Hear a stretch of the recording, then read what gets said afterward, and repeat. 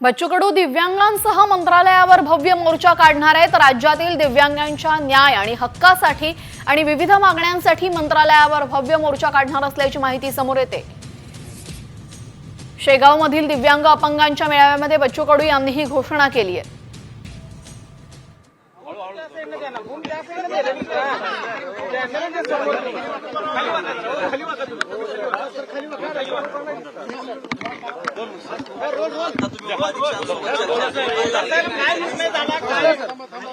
आम्ही आता 15 मिनिटांमध्ये मतदान प्रक्रियेला सुरुवात करणार होतो, परंतु प्रशासन हे त्यांच्या भूमिकेवरती ठाम आहे।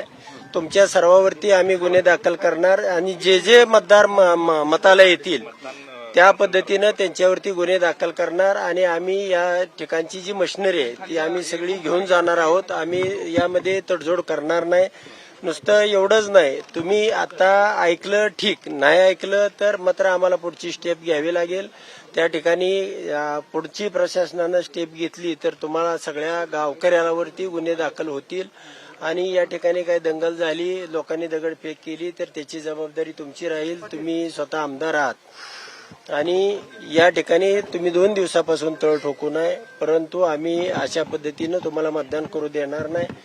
साधारणपणे अर्ध्या तासामध्येच मतदान प्रक्रियेला आपण सुरुवात करणार होतो। 200-250 लोक त्या ठिकाणी जमलेले आहेत, तरी सुद्धा अजून या प्रशासनाची भूमिका काय म्हणून आपण थांबलेलो होतो, परंतु प्रशासन कोणत्याही परिस्थितीमध्ये या ठिकाणी परवानगी देत नाही आणि दहशतीमुळं आम्हाला किमान 1500 मतदान तरी पोल झाल्याशिवाय आमची छाननी त्या ठिकाणी होत नाही आणि लोक महिला या मतदानाला यायला तयार होत नाहीत। म्हणून आम्ही या ठिकाणी दुसरे मार्ग अवलंबणार आहोत। ही लढाई आम्ही सोडणार नाही। यापुढेही वेगवेगळ्या पद्धतीनं न्यायालयीन पद्धतीनं ही लढाई लढली जाईल आणि त्या ठिकाणी गावकऱ्यावरती जो होणार, गावकऱ्यांनी ज्याही पद्धतीनं त्यांचा रोष व्यक्त केला, त्यांनी गेली 8 दिवस तयारी केली, सगळ्या प्रकारचं या ठिकाणी खर्च 2-3 लाख रुपयाचा खर्च केला, मंडप घातला, त्यांनी पेट्या साहित्य सगळं या ठिकाणी जमा केलेलं होतं आणि मीडियाचे तुमचे